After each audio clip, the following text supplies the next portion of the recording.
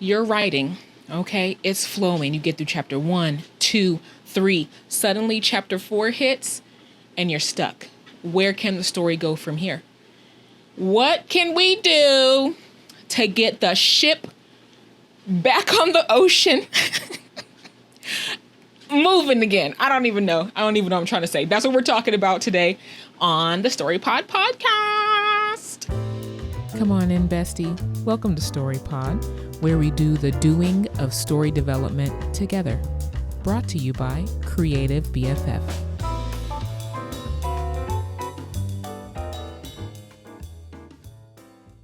Hello, listen. My name is Ashley. I don't know why I always tell you guys to listen. Listen, okay? I love you. My name is Ashley. This is the StoryPod podcast brought to you by Creative BFF, which is me. Who is I? Before I get started, if you have any story questions, if I can help you in any way, and you will let me put it up on this podcast to answer your question, please feel free to shoot me an email to ash@creativebff.com. Almost forgot my email, girl. Or you can go to my website to the contact section, which is creativebff.com. All of that is linked down below. Okay. Now you may be noticing something.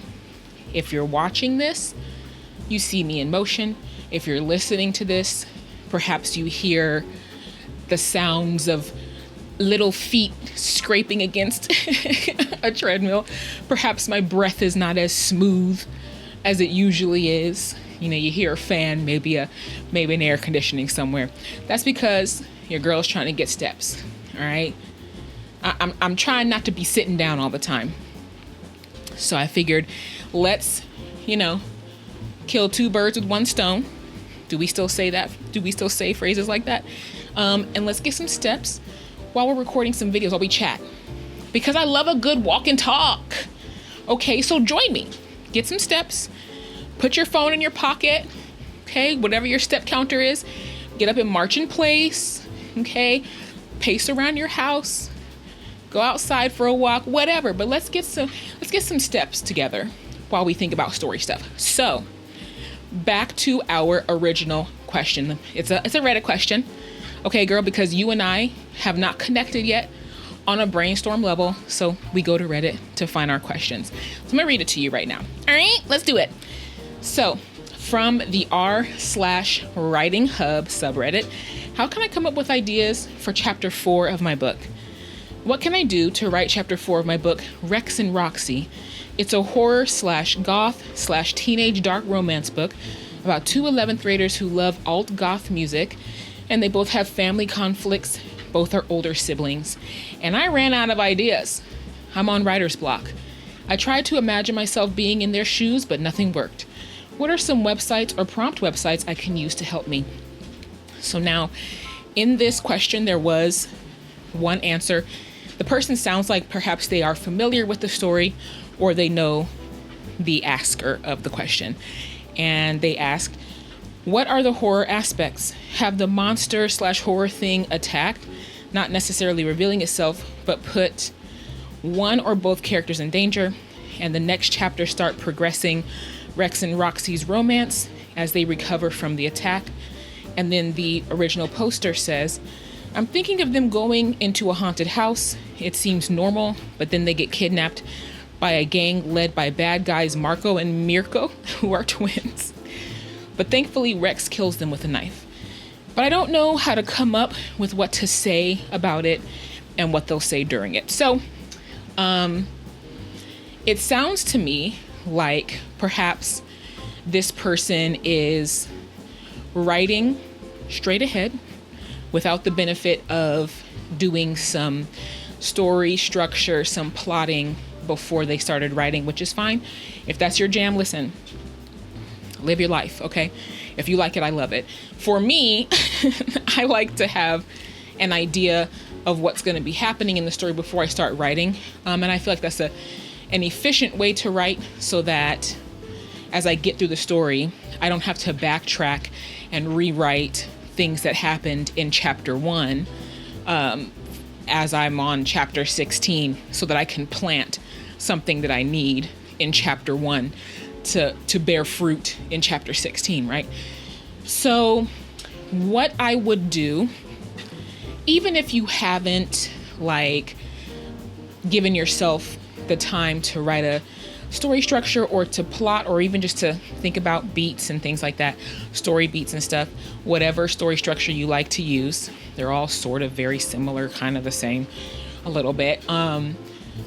Some places that I would go to kind of help in the middle is identifying, okay, what is the goal that we are working towards in the story? What are Rex and Roxy trying to do? Is there something that they need to solve? Who are the antagonists? What are the antagonists trying to do?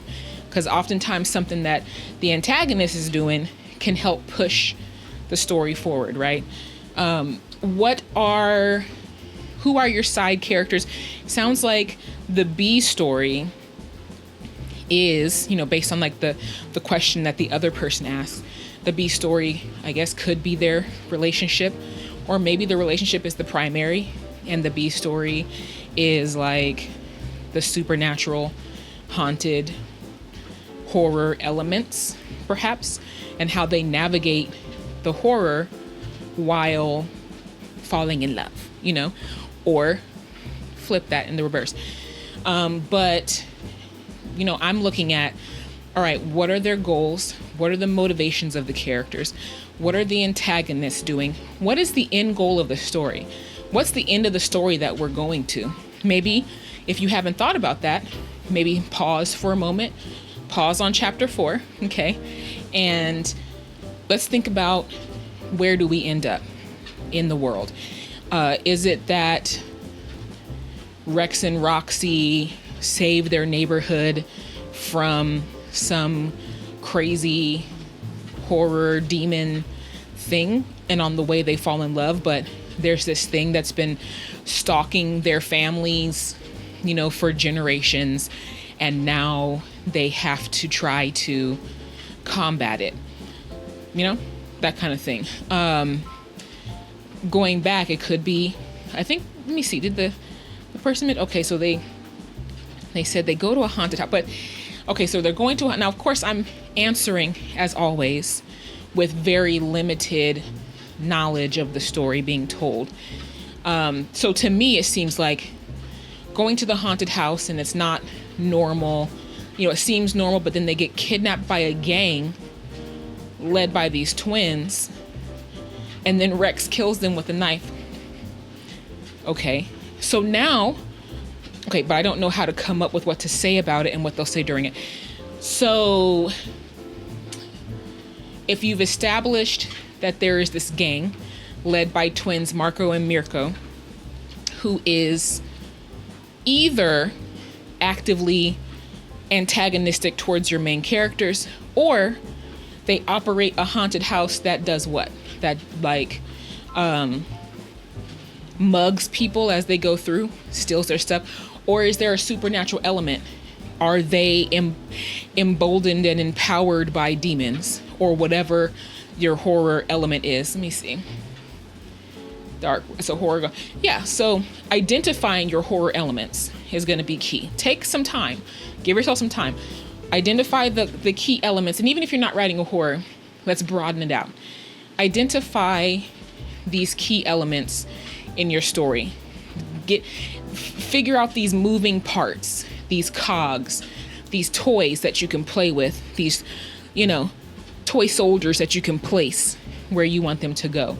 So from just this little thing, elements that we have are these two characters who have family issues and are into gothy horror type stuff, right?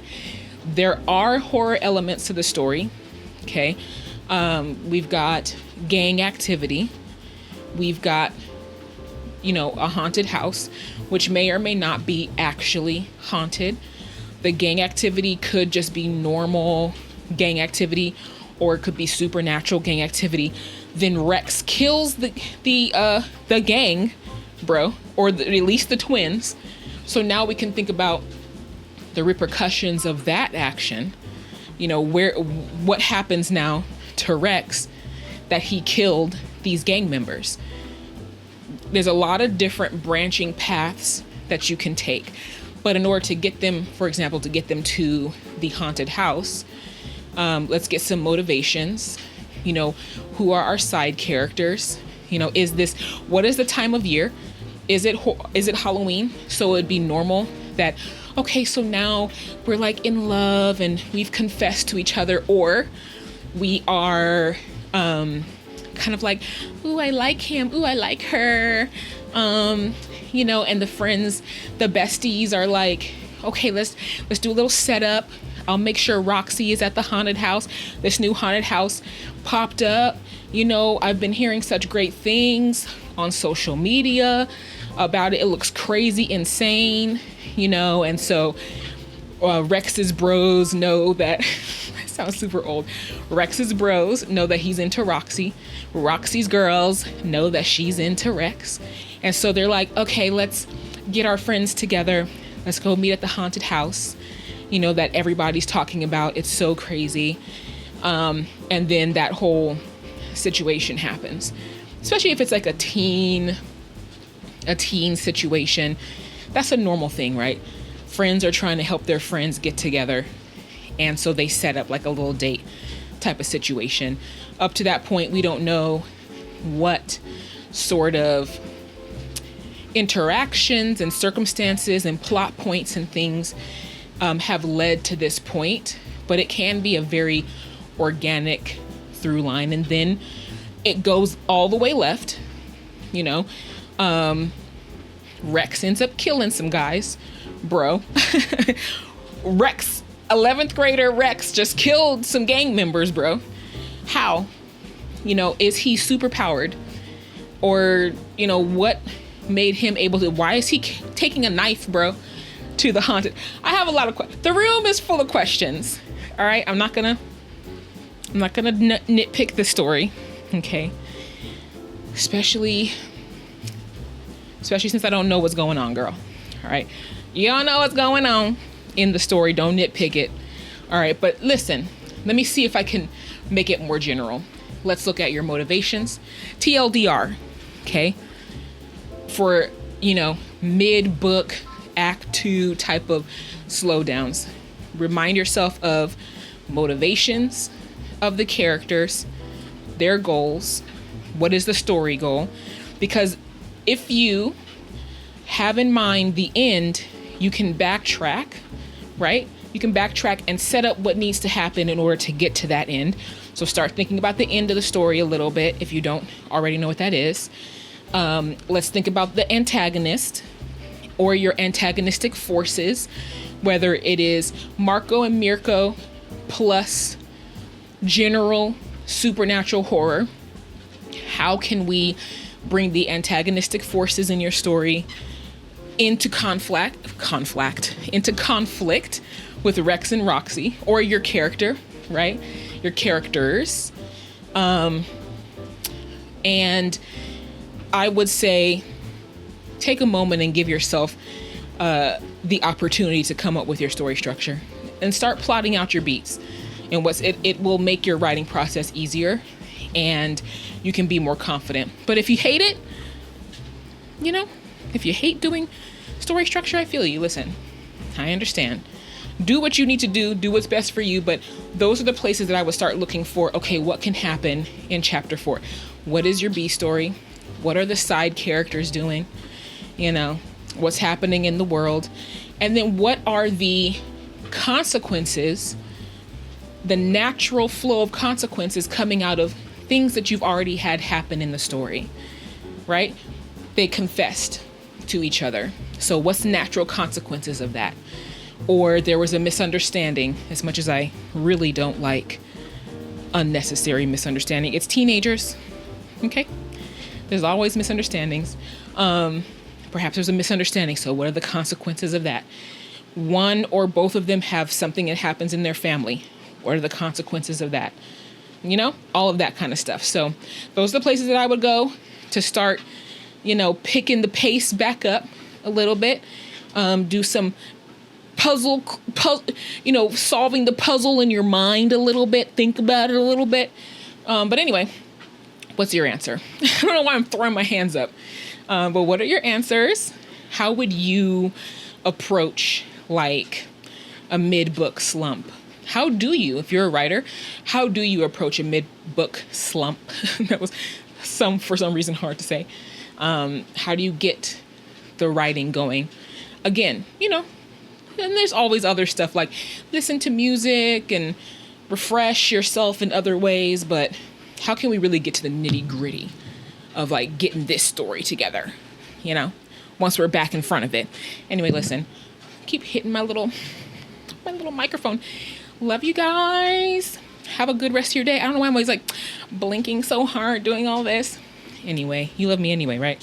Because I still love you. Have a great rest of your day. Okay, I hope you got some steps in. Hope you were mobile. And if not, listen, I hope you're productive. And if not, I hope you enjoyed your rest. Have a great day. See you next time, next week. All right. Same time, same place, girl. See you then.